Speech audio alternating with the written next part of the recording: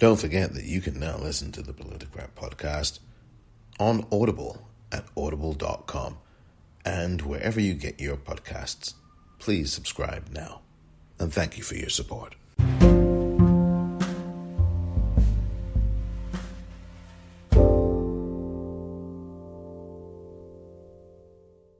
Welcome to the Politicrat. I'm Omar Moore. It is Monday, November the 30th, 2020. On this edition of the Politicrat, a conversation with Dorit Reiss, Professor of Law at the University of California at Hastings College of Law in San Francisco, California. She has written and studied public policy and the efficacy of vaccine distribution and the legal questions surrounding all of it. And that's what our conversation is going to be about regarding vaccinations, public policy, and a few other issues that are related to vaccination in general. That conversation with Professor Dorit Reiss is coming up next.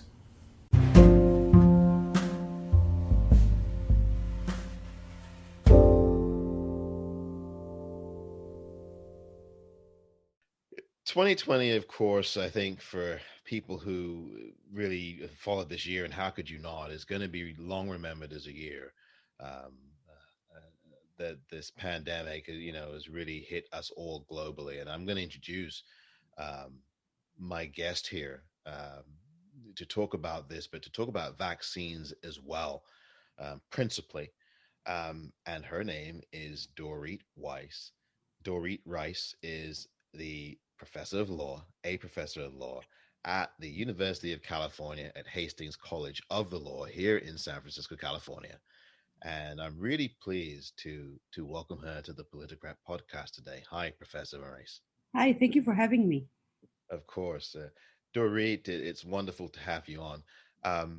Before we talk about vaccines in particular, one of the things I wanted to ask you about was, just the human cost here. We really should start there because, we've lost over nearly 270,000 people here in the U.S. Globally, over 1.4 million people have died from this disease. And quite frankly, I think the media should be putting the pictures and the names of people 24/7 on their news networks so that at least there's this acknowledgement besides just the raw numbers. Can you just talk about that and your thoughts about this very important aspect of this? You captured it wonderfully. I think I'll add two things. First, if anyone isn't following Faces of COVID on Twitter, I would recommend following it. It's an account that collects stories of victims and puts them up. People email them about their families. So I completely agree. We need to remember the people we've lost to this pandemic, humanize them, and they deserve to have their story told. The other thing is also remember that the deaths aren't the whole story. There's a lot of people who have survived COVID-19, but they've paid a high price in health and other ways. Being a few weeks in the hospital is hard for many people. And coming out with heart problems, lung problems, this disease leaves long-term harms for many of its survivors, unfortunately. And of course, there's a lot of other people who haven't suffered seriously from the disease maybe, but have had their lives turned over because of it. I completely agree. The impact has been horrible for so many people. And certainly the mental health impacts too. I think you've alluded to that as well. That's going to be with us beyond this year and beyond next. I did want to get into, of course, the vaccines, and you have long written about this. I'm going to be linking to your work, to the liner notes of this podcast for people who really should read what you've written. You've done a lot of work in this area, part of a non-profit group that studies the efficacy and public policy of vaccines and their distribution in this country. So I think that's where I wanted to eventually get to. But the first question is one that's an obvious one, but it's the answer's clear, but and I'm a pro-vaxxer person, full disclosure. But I just think for these kinds of conversations, building blocks are important. So even at the very elementary level, I want to enter by asking you, why does a society need to vaccinate? Why do we need vaccines? So, as long as human beings have been around, one of our ongoing fights has been the fight against germs. We have Mother Nature doesn't discriminate between us and its germ children. Over decades, many people have died from infectious and non-infectious disease. Uh, Smallpox killed, for example, hundreds of millions in the 20th century alone. Vaccines are one of our tools, not our only one, in fighting germs. And the way they do it is by teaching your immune system to fight off a specific germ. So when we have a germ that has a history of causing extensive death or extensive harms to human, scientists come up with a way to trigger your immune system to protect you from it. That's the vaccine. We need vaccines because in our ongoing fight against germs, vaccines help us prevent certain germs that are particularly harmful. Smallpox was the first vaccine, and that's exactly because that's a disease with such extensive death and such extensive harms, and we were desperate for a way to prevent it. Now, you could say today it's 2020 and we have ways to cure these diseases, but that's not completely true in two ways. First, we still don't have great tools to cure viral diseases. We have some, but there are limits on our ability to fight viruses. And second, it's always better to prevent a disease and to cure it, just as it's better not to get into the accident than minimize its harms. I really appreciate that, and forgive me for asking that because I just think that's a question that Mm. should be asked because and it's not even from a political perspective or the anti-vaxxer perspective. As someone who is a believer in vaccines, I just think it's important to start there before we get into more of the public policy things that you have studied and talked about. Um, the next thing I do want to ask you, though, is about the news of Moderna announcing this vaccine emergency use authorization, 94% effective dealing with COVID-19 and 100% effective in severe cases.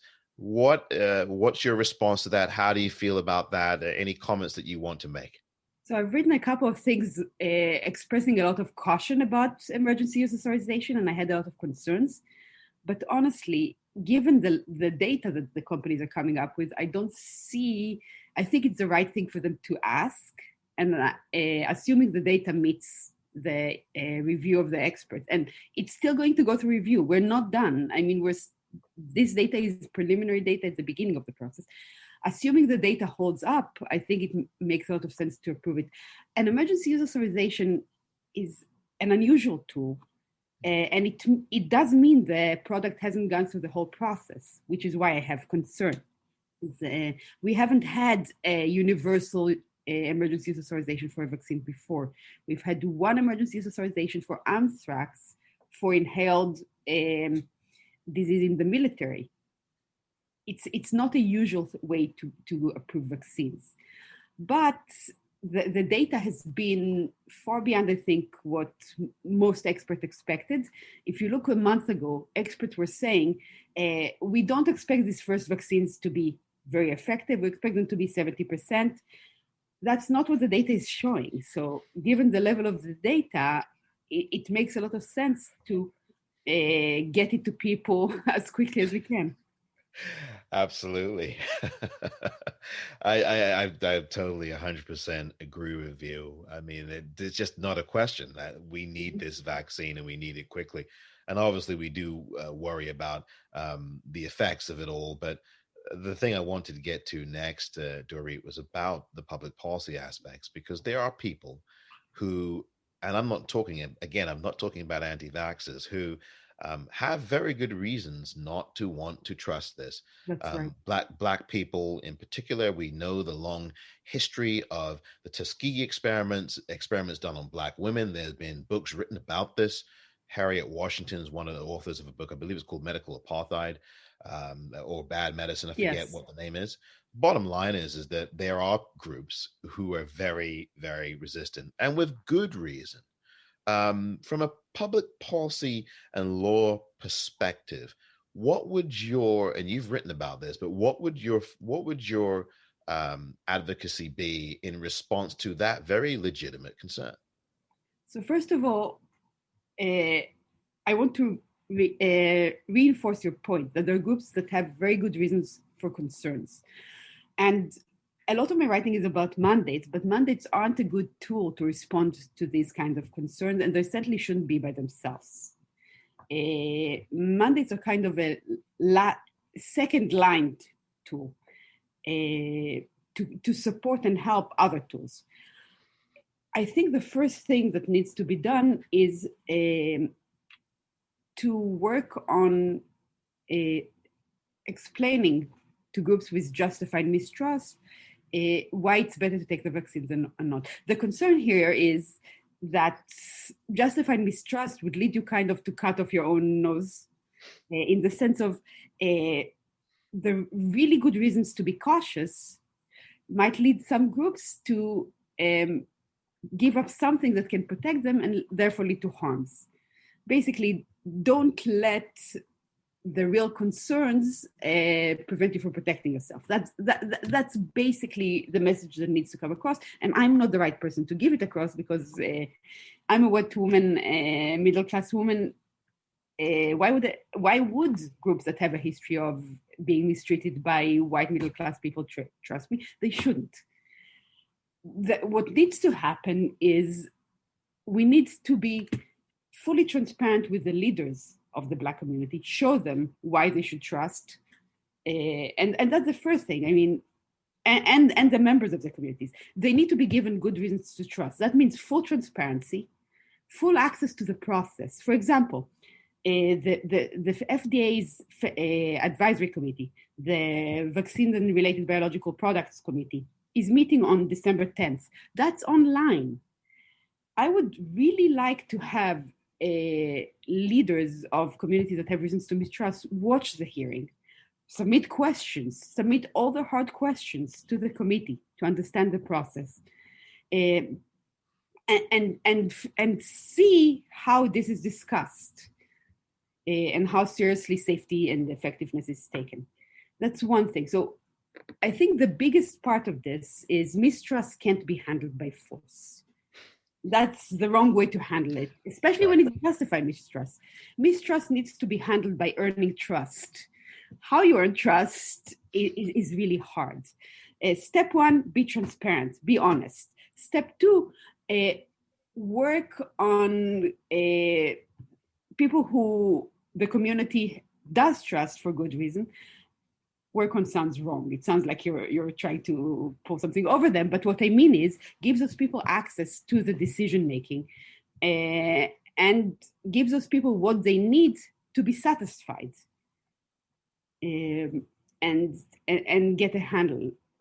And for example, when people are concerned about being guinea pigs, I think it does make sense to say, well, let's see some of you policymakers get the vaccine first. I think that's a totally fair demand. I mean, I'm not important enough to be a public figure, but I would like to see some of our public figures on both sides of the spectrum, if possible, get the vaccine in public. I think that would be an important statement.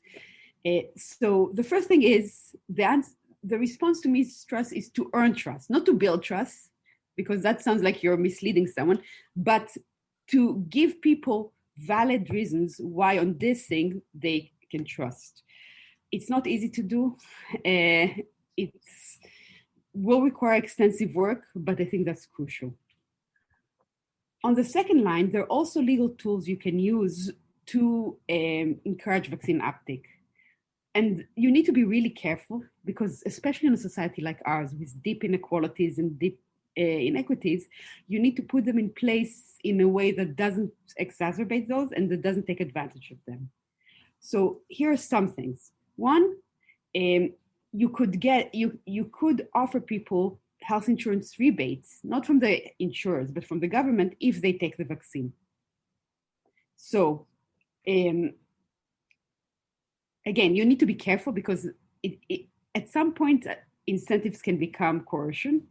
But incentives are a lot less coercive than other tools, and they're a lot less vulnerable to unfair enforcement than other tools. So offer rebates for premiums or tax credit for people who get the vaccine. That's one step that's a lot less coercive than mandates, but can help vaccine uptake. When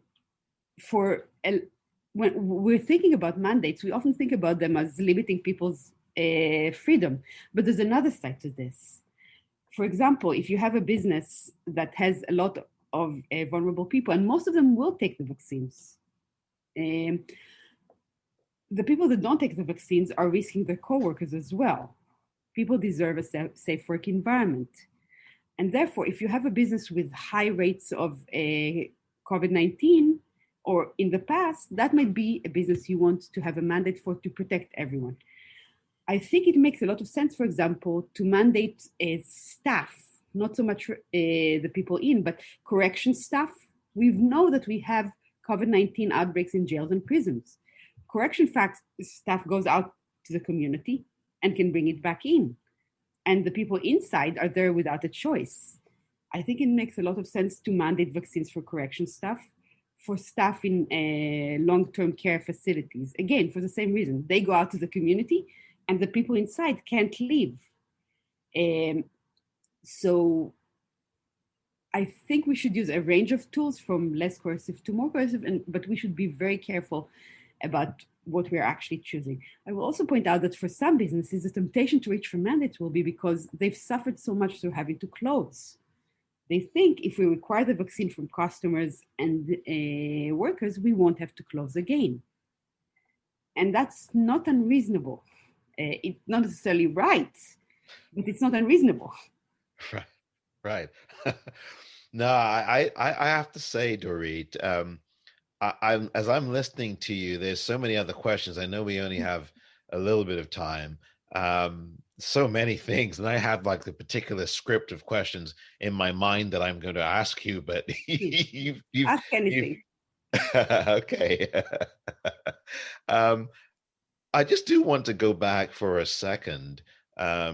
You talked about trust has to be earned, not built. Very important point that you made there when you say that. Because just to button up the discussion around the Black community in particular, it is Black people, Native American people, and Latino population, Latinx, that are really the three biggest populations with the most severe amounts of this virus. So that if you do have some people in those communities who are resisting it, that's a huge problem. And public policy wise, I don't know how you get around that. I mean, you talked about education, you talked about earning trust and quite frankly, people should be invited to these conferences. The questions should be submitted, but they should also be part of the discussion in the conference so that there is that. And you talked about that with Black leaders of the communities, Black leaders being told. But that presents, if you've got a high rate of people in populated groups like the ones I've mentioned, and some of whom are resistant, that creates quite a conundrum of its own, doesn't it? It does. And the reasoning is something that we've both alluded to but haven't focused on, which is being vaccinated doesn't affect just you. Most vaccines, by protecting you from the virus, also prevent you being an infectious agent to someone else. So when members of this community choose not to vaccinate, they're not just giving up protection from themselves, they may be leaving those around them, their relatives, at risk. So yes, if high percentage of these communities don't get the vaccine, they're staying at risk. Now, remember that at first there's not going to be enough vaccine for everybody. So, and the first priorities are probably going to be healthcare workers that are dealing with COVID patients. At least that's what we're hearing right now. So by the time a vaccine is available to members of the Black community, there's chances that we would have seen vaccines given to tens of millions of people. So unless a member of the Black community is also a frontline COVID worker, and we know that there are people in that category, they won't even have access to the vaccine as the first line. So if one of the concern is we're going to be the guinea pigs, just practically, That's not going to happen because the first tens of millions of doses are going to go to the frontline healthcare workers that are treating COVID patients. If the question is there a way for us to collect the data from these tens of millions of people and make it accessible to the people that might be concerned about the vaccine when it gets to them?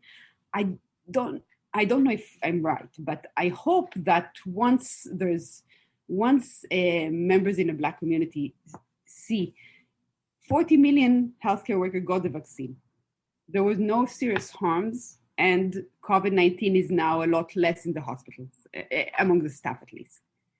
I hope that'll help.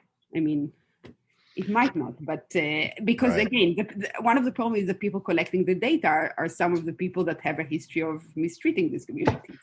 Exactly. So I don't know if there's a good way around that, but aside from, I hope that if we can be very transparent about those first lines and those first tens of millions of doses, I hope that'll help.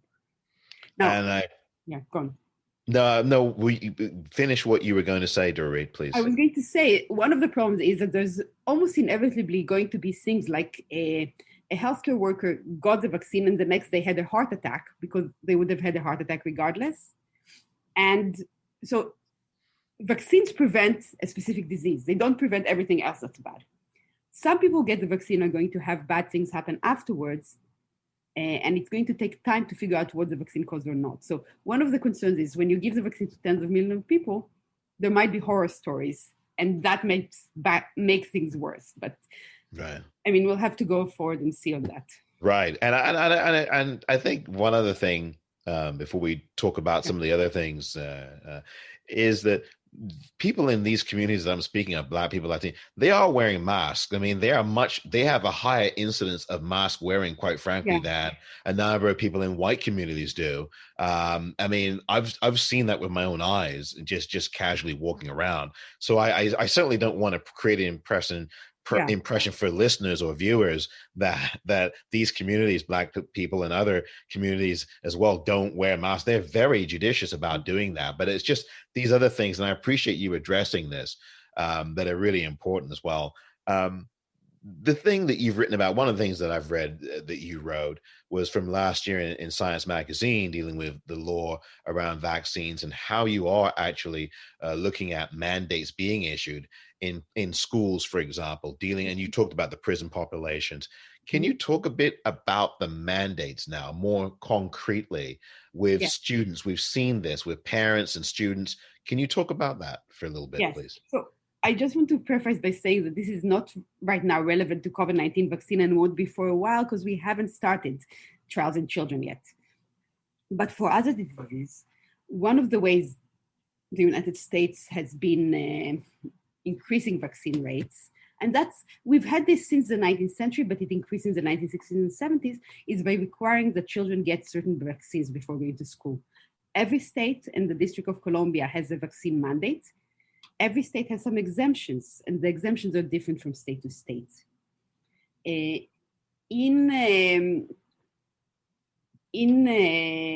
California, as you probably know, in 2015, we removed the non-medical exemption. So now only people who have a medical exemption can send the children to school. Because children have a medical exemption, can send the children to school without vaccinating them. What's the logic for school mandates? It's twofold. First of all, when it comes to children, the autonomy argument isn't as strong because the child doesn't have a choice.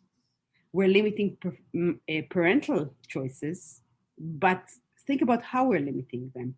We're not telling the parent, you have to vaccinate your child. We're telling the parent, if you want to send your child to the shared school environment, where there are also children of other parents, you need to vaccinate them before you do that.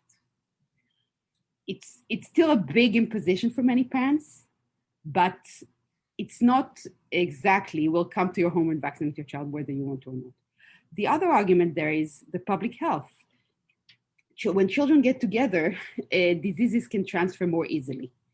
So schools are often areas where outbreak starts, not so much for COVID, but for other diseases.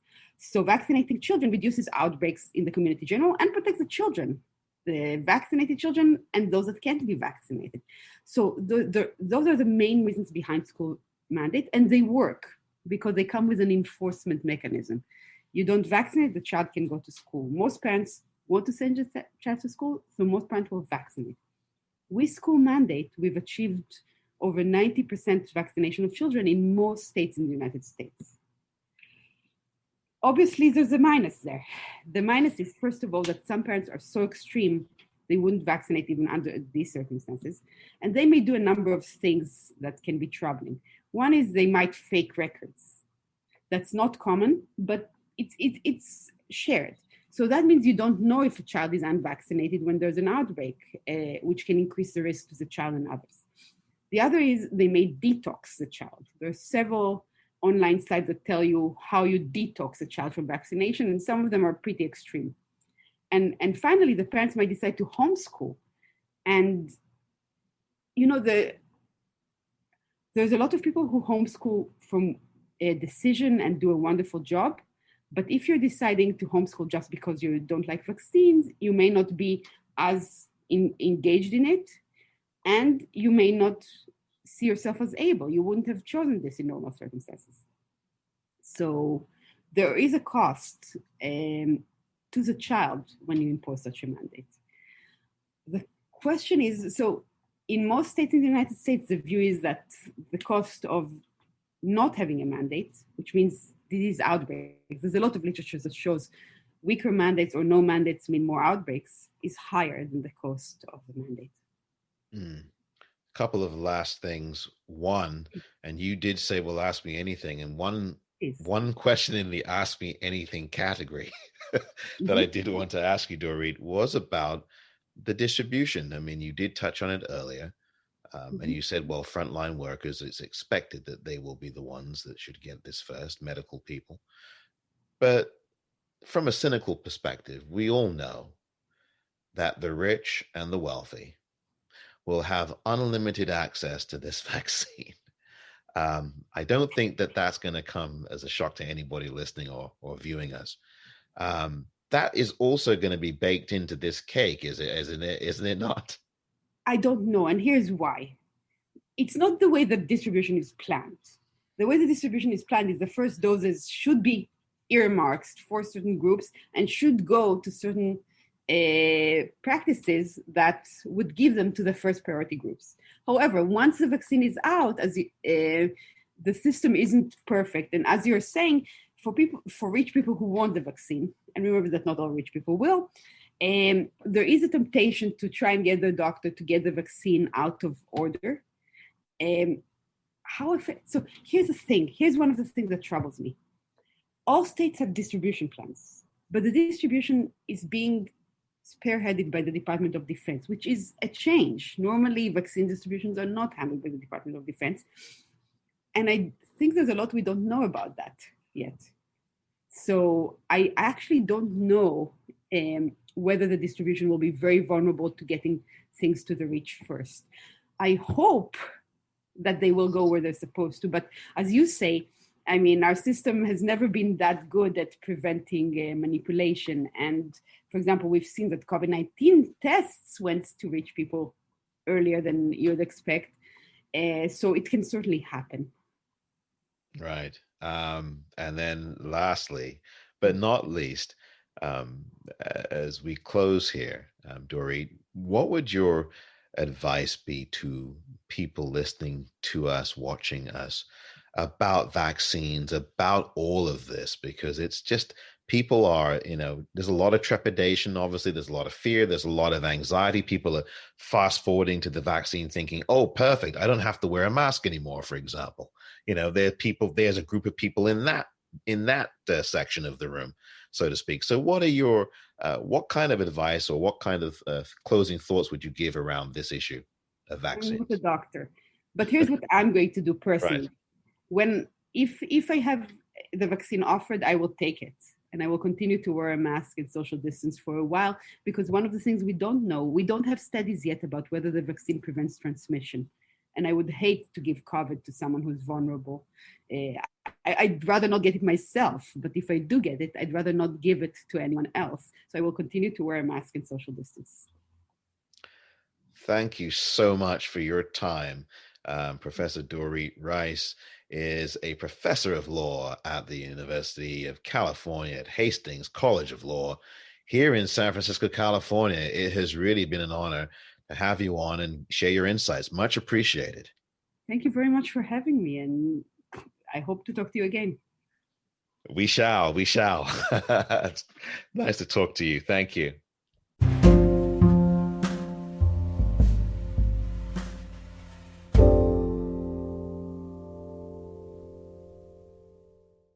Again, special thanks to Dorit Reiss, the professor of law at the University of California at Hastings College of Law in San Francisco, California. Really good to have her perspective on vaccination and on, I think, in many real respects, the politics of it, the public policy of it, the law around it, the kinds of things that should be done, because this is just going to be an enormous undertaking.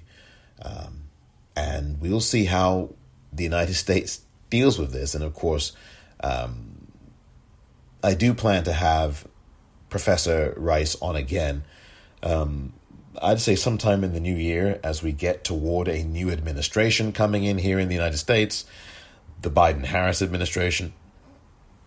And then we'll talk more about that, plus some of the other political and racial dimensions about this vaccine and what the implications are.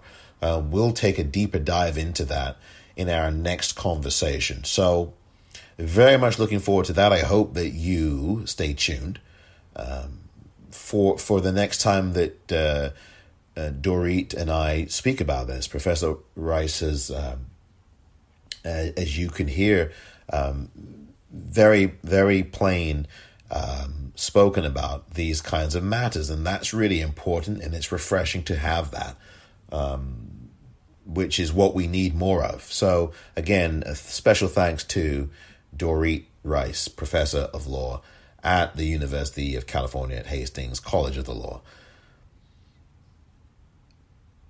When I come back, a couple of final thoughts here.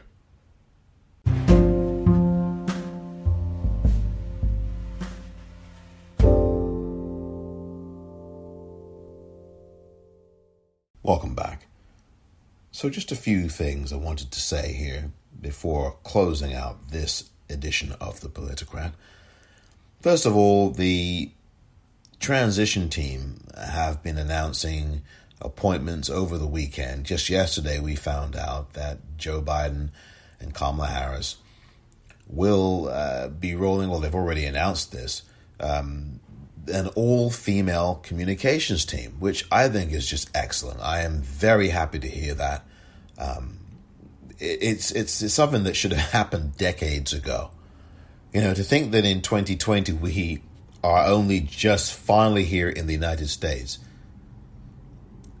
having an all-female communications team in the 240 plus years of presidents, that now in 2020 we are just celebrating, we're just having that for the first time. Well, look, better late than never, but this should have been done so many decades ago.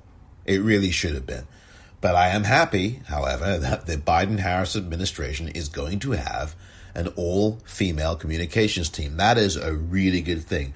One of the biggest and most important things in any presidential administration or any political administration anywhere on the planet is its communications team. They are only as good, quite frankly, as the messengers and the the people who craft the communications and who are the lifeline and the front line of that. So it's really a thing. I was very pleased to hear that this was an all-female group. And not only that, the kinds of people that they put on there, you really don't have, I don't at least, have any real argument with any of them. They are all, I think, solid people. Kate Bedingfield, who you know very well, who as someone who was the press point person for the Biden campaign, is now going to be the director of White House communications. I think that's a really good position. Also, Jen Psaki, you know exactly who she is. Jen Psaki has been on your television. A lot of these people have been on TV, and I'm going to talk about that another day. But today is the day to talk about and congratulate each of these women who have been appointed, been named.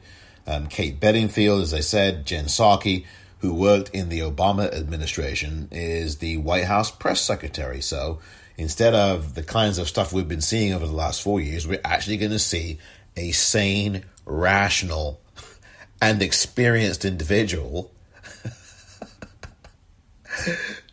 conducting White House press briefings from the briefing room.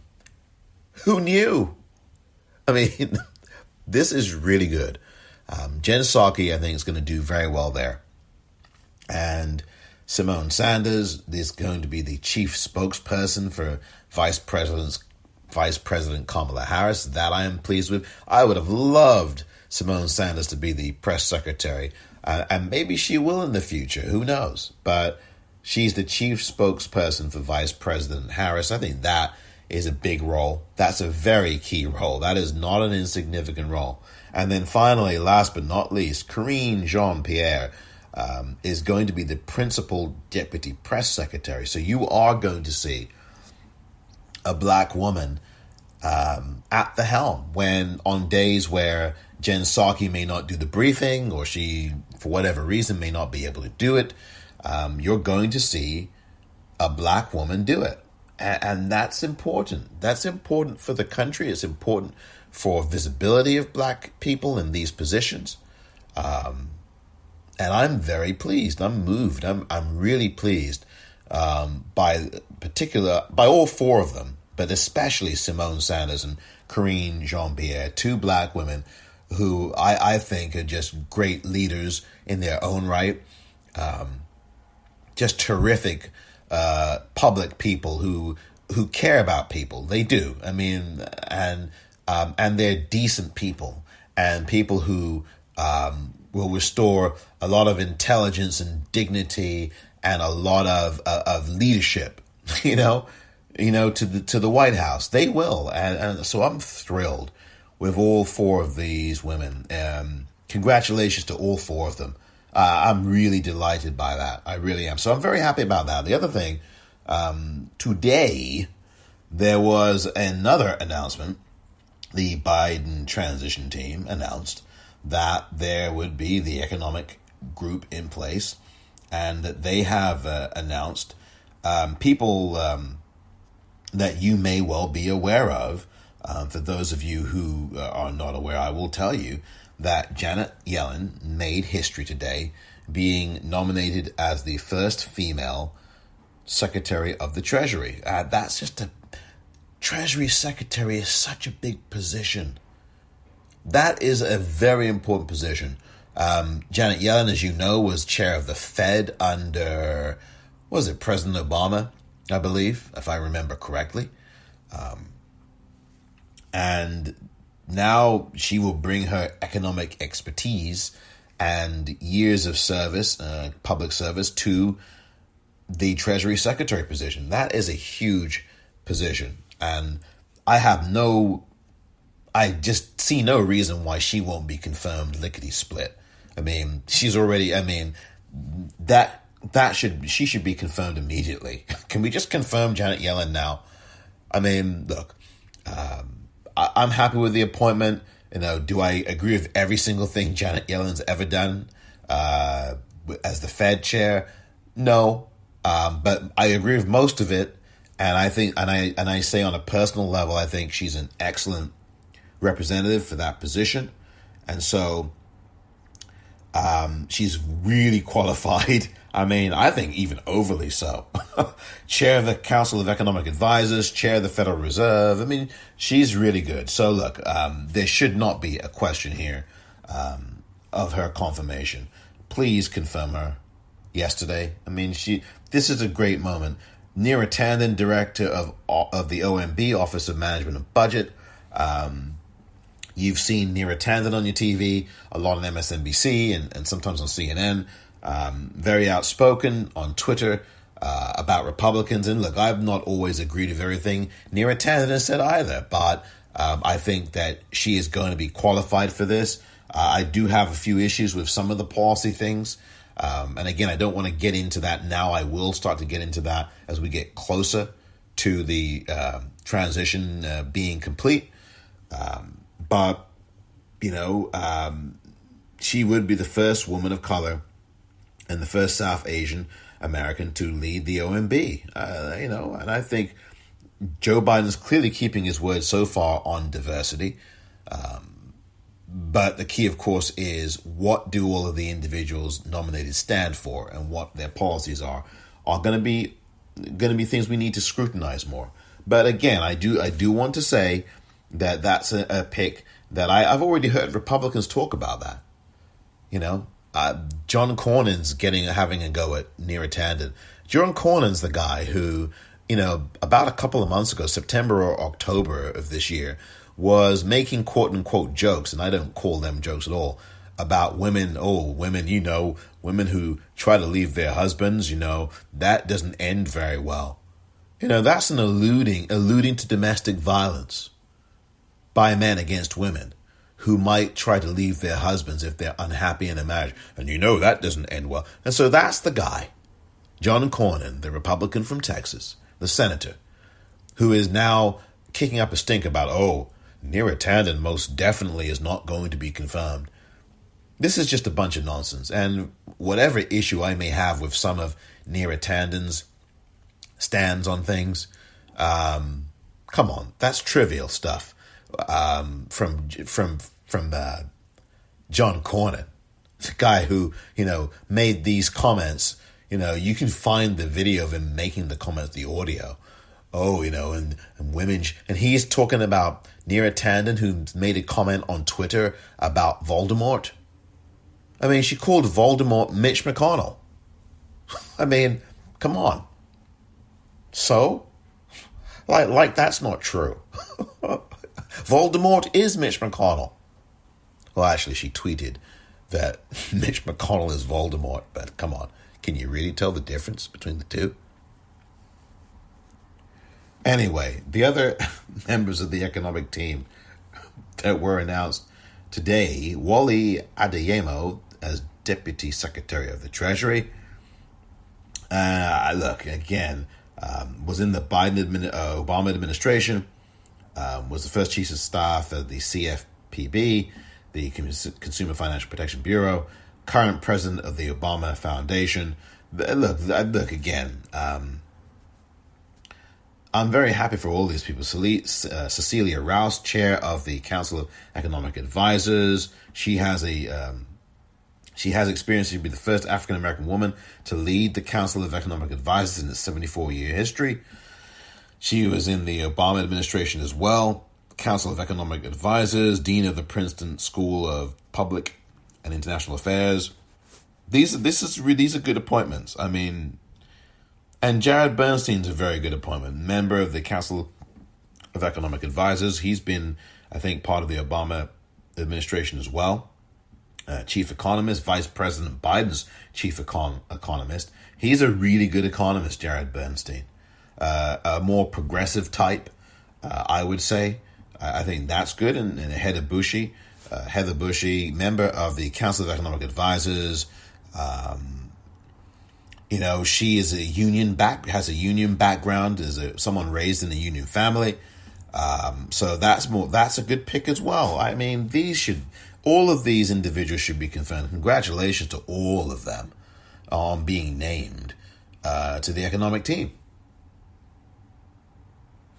One final note, folks. I heard this weekend that Joe Biden had been playing with his dog, his big dog. His dog's called Major, big dog. I think an Alsatian. I forget the breed. And he slipped and sprained it. Actually, he didn't sprain. He fractured his ankle. He actually has 2 hairline fractures apparently in his ankle. I forget which one. And he's now going to be walking around in a boot for the next few weeks. First of all, Mr. President-elect, speedy recovery to you. Sorry that this injury happened to you. It happens a lot. It's a very common thing. People do sprain their ankles, or actually worse, fracture them. And I wish you a speedy recovery. I really do. The other thing is, I have to be honest on another note. And forgive me, 78-year-old man playing with a big dog. And I don't know what the context was, but isn't that a risk? I mean, I'm sorry, not just because of Joe Biden's age at 78, but playing with a big dog. And for those of you who have dogs, who have pets, and have dogs that are big, do you not see the potential issue that could happen? What could possibly go wrong there? So I don't know how that happened, and especially when you're, 51 days away from entering the White House. Not so sure that was a wise thing to have Joe Biden do that, but hey, thank God the injury is not worse. There's a chance that you may see him in that boot come Inauguration Day. I hope it's gone by then. He may need a cane. I don't know. I don't know if that's going to be what happens, but it would be something, right, to see that happen. Although I'd rather it not, because I want a speedy recovery for the next president of the United States. And I'm proud to actually say that, because he is going to be an actual president. So anyway, that is it for now. Don't forget, Georgia, please vote for Jon Ossoff and Reverend Warnock. Very important that you do. The vote by mail balloting is going on now. Don't forget, you can send your ballot in by mail right now. The early voting in person begins December the 14th. That's 2 weeks from now, by the way. And don't forget, the registration deadline to vote, the deadline to register to vote is December the 7th. That's literally 7 days from now, right? 7 days. Yesterday I misspoke and said it's over 2 weeks. But no, it's 7 days from today. So please, for those of you listening who are in Georgia, make sure you register to vote right now. Waste no time. And for those of you who are listening who are not in Georgia, make sure that you help out these two campaigns, Warnock and Ossoff, right now, please, with phone banking, donating, whatever you can do to get the word out. And let's go and get Georgia Blue, Operation Georgia Blue. Thank you very much for listening to this edition of The Politicrat. I'm Omar Moore.